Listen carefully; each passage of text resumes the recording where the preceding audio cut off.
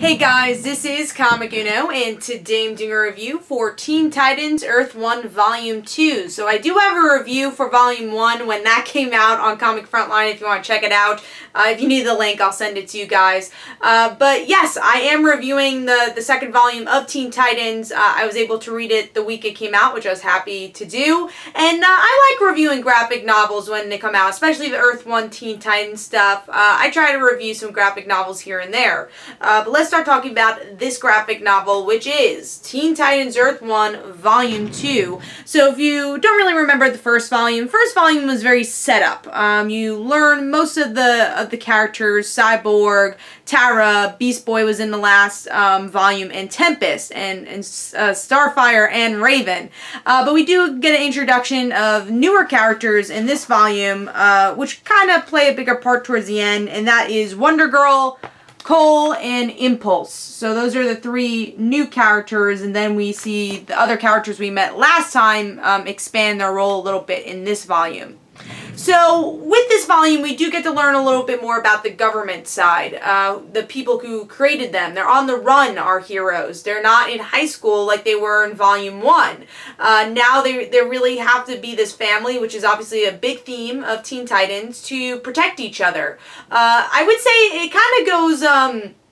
if I had to pick a main character, I would say it's Tara, because she's the one who's kind of connected to everybody, and she's the girlfriend of Cyborg, and he's the one who's dealing with this whole entire metal thing going on him. And they play kind of interesting takes on the characters we know. So Raven is actually a Native American hero in this book, which I thought was really interesting. Again, Cyborg is dealing with his robotic side a little differently than he did in, obviously, the regular DC universe. So Earth 1, different takes of our heroes. And then, like I said, we get introduced to these new heroes that are kind of working for the government and don't really know a life outside of that. So our main heroes, or at least most of them, know a life outside of the government because they are able to live that normal life. Now, these three new heroes don't know that, and they see the villain of the story as their father. So you find out what they exactly do. Are they going to team up with our heroes, or are they going to be the villains of the story?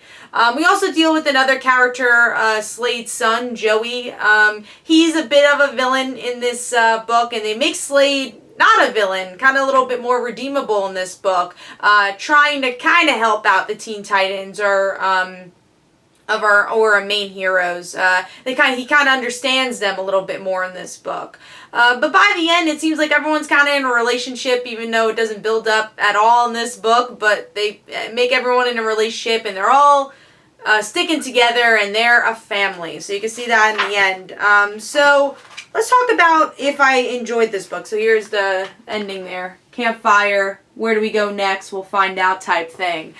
So what I think of the book overall. I do want to talk about the ending first, and then I'll talk about my overall thoughts. The ending, like I said, was a little random that everyone ended up in relationships. It was very much a Young Justice thing, but Young Justice, it was justified because you had all those episodes that built up to them being in a relationship. So here it's just like kind of random people going into a relationship. The only one I enjoy obviously is Tara and Cyborg, because that one made sense and they built that up. And I would say Raven and Starfire made sense because they also built that up throughout the story.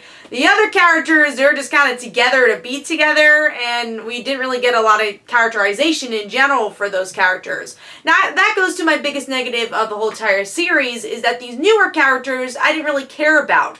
They changed their origin story a lot, and they're, recognizable with their personalities of these characters, but there wasn't a point where you actually cared about them. They just kind of are thrown into the book, and then they team up with our heroes, and they're like, cool, we're friends now. And that's kind of this, the big thing of their character arc. And I think they could have used more of this story to see their background and see some flashbacks. I think would have been really helpful for us to really understand these new characters and like them. Now, talking about the older characters, I like their arc for the most part, but I don't know if a volume 2 was necessarily needed for their arc, and that's another bigger problem with this book, is that it didn't really feel like it had a lot of weight to it. I think with volume 1, you learned about these characters, you learned about the world, so there's more weight to it. Here, there wasn't a lot of weight, and it didn't feel necessary, especially because we didn't really dig deeper into what the government's all about. We see them a bit more in this book, but we don't really know their motives that much, and we don't really understand them as villains. And I think that's the biggest part, is that I think all the stories are touched upon from the surface, but you never really go deeper than that in this book. And I think for a graphic novel, that's where you have the biggest chance to kind of go deeper into the story, especially in a sequel series.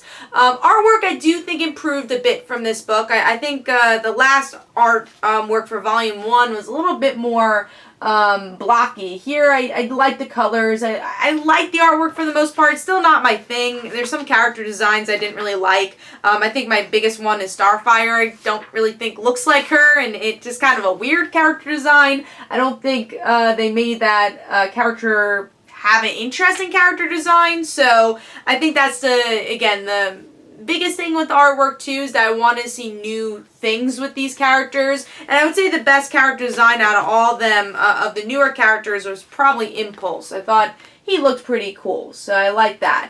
So artwork was average.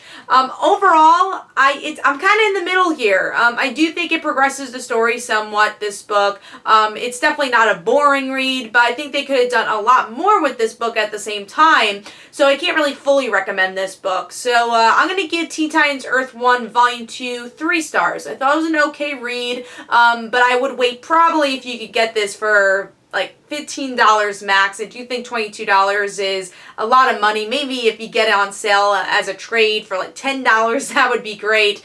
But I would wait until this goes to paperback before you pick this one up. I don't think it's a must read. So Teen Titans Earth 1 Volume 2, like I said, gets 3 stars. If there's any other graphic novels you want me to review, especially those direct-to-graphic novels like the Earth 1 series, let me know.